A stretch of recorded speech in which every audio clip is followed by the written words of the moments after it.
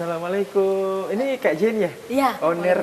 Foundernya Gemini, betul? Betul. Temannya Kak Iwan kan? Cocok. Lama makin menunggu? Enggak, Ji? enggak. Ini mau Ki wawancarai bisa jadi? Wawancarai seperti apa sih itu Gemini? Tapi kita ambil tempat dulu buat ngobrol ya, kita duduk-duduk dulu ya. Pemirsa jangan kemana-mana, kita akan saksikan selepas yang satu ini.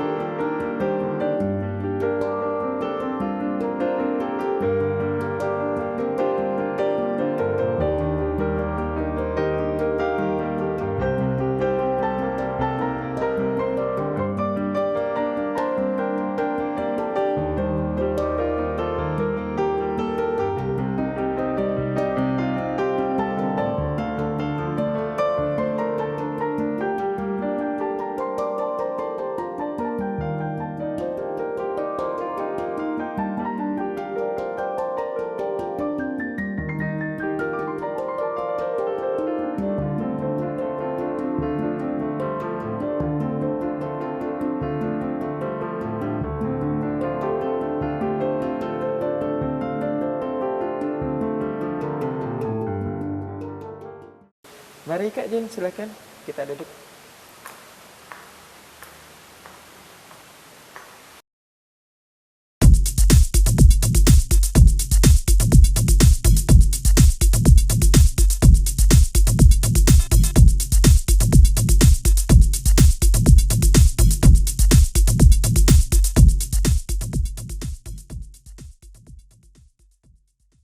Assalamualaikum warahmatullahi wabarakatuh dan selamat pagi pemirsa Setianet TV Sulsel dimanapun Anda berada. Berjumpa lagi dalam program inspiratif kesayangan Anda, apalagi kalau bukan perempuan biasa. Langsung dari Hotel Maxwan, Jalan Taman Makam Pahlawan, tentunya kami akan membersamai Anda, saya Redias Zahril. Dan hari ini ya seperti biasa saya tidak sendiri, kita sudah kedatangan narasumber ya, perempuan yang luar biasa ya seperti itu, dan ini tidak kalah menginspirasi juga dengan perempuan-perempuan lainnya di luar sana. Nah kalau begitu kita kenalan saja dengan beliau. Siapa beliau? Assalamualaikum warahmatullahi wabarakatuh. Waalaikumsalam warahmatullahi wabarakatuh. Selamat pagi Bu. Pagi. Beliau ini ya bernama Nurjana atau dipanggil Jane. Beliau adalah seorang organisatoris, wirausahawan dan juga seorang public speaker atau memberikan sebuah materi-materi begitu. Nah ini dealnya panggil Bu, Mbak atau Kak nih? Terserah deh, senyamannya aja. Oke, saya panggil Kak aja ya supaya lebih akrab gitu ya, lebih dekat. Siap. Nah Kak Jen seperti yang tadi saya bahasakan ke pemirsa yang ada di rumah, Kak Jen ini adalah seorang organisatoris ya, terus wirausahawan dan terus juga public speaker. Tetapi memiliki latar belakang dari Universitas Muhammadiyah. Ya. Kalau boleh tahu jurusan apa waktu itu, waktu di kampus Kak? Oke, terima kasih pertama-tama saya ucapkan kepada Net TV Sulsel. Ini adalah kesempatan yang sangat luar biasa buat saya. Ini nyambi istilahnya, datang di Makassar sekaligus gitu, ini pulang kampung. Iya. Kemarin saya di Unismu itu ngambil jurusan pendidikan bahasa Inggris S1 ya. Pendidikan bahasa Inggris, ya. Wow luar biasa sekali. Itu sampai kemudian menjadi seorang organisatoris ya, aktivis. Itu gimana ceritanya? Kan ini jurusan pendidikan nih. Ya. harusnya ini jadi guru kan, tapi malah menjadi seorang organisatoris, Wah. Ini keren banget. Itu gimana ceritanya? Ya, saya ini dari kampung ya, di Enrekang. Enrekang terkenal dengan Gunung Nona. Punya mimpi dulu yang besar. Kalau dulu di kampung itu kan kita gimana dipaksa untuk jadi PNS. Ah iya betul. Sehingga naik di kota Makassar, hijrah untuk mau melanjutkan pendidikan. Waktu itu ya namanya dari proses SMA ke perguruan tinggi, itu masih galau lah istilahnya. Akhirnya ngambil jurusan pendidikan, semester 1 sampai 3 itu benar-benar fokus banget kuliah. Tapi setelah tahu dunia luar, ternyata menarik gitu. Semester 4 sampai semester 6, itu akhirnya saya banyak bermain di luar, banyak bergaul dengan teman-teman organisasi. Sehingga dari situlah saya punya pemikiran bahwa ternyata antara akademisi dengan organisasi itu harus gimana kita matchingkan. Karena saat itu ya saya lihat bahwa di luar dari kampus itu ternyata banyak juga pendidikan yang kita bisa dapatkan gitu. Betul.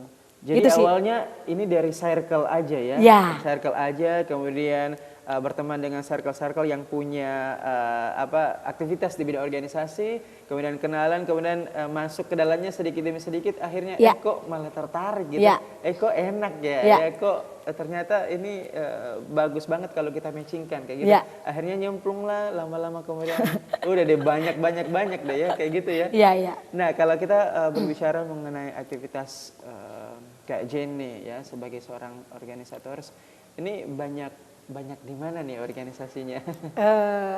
Kalau saya memang banyak berproses di Himpunan Mahasiswa Islam. Di Sulsel saya pernah bertarung menjadi mau menjadi ketua Kohati Batko Sulsel, tapi waktu itu posisinya jadinya suaranya cuma sampai jadi sekretaris.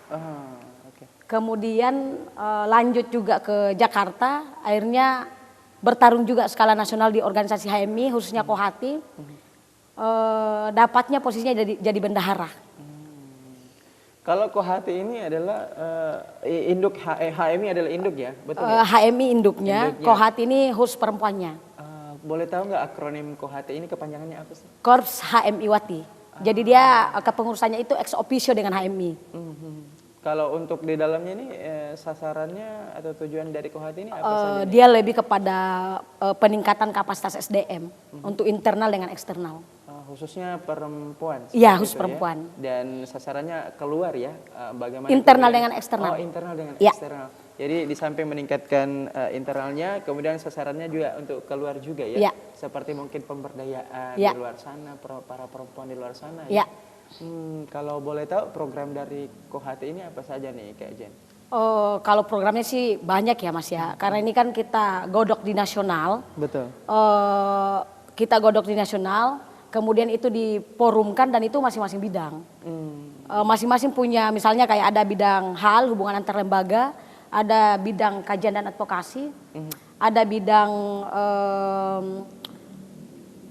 entrepreneur. Ya. Itu ini sendiri, masing-masing punya godokan. Ya kalau saya kemarin posisinya kan bendahara, ya konsen di gimana supaya organisasi ini jalan gitu. Betul. Oke, tapi kita tahan dulu, kita akan lanjutkan obrolan kita. Kak Jen, kita akan kembali usai jeda berikut ini. Tetaplah bersama kami dalam Bukan Perempuan Biasa, hanya di Net TV Sulsel, TV masa kini.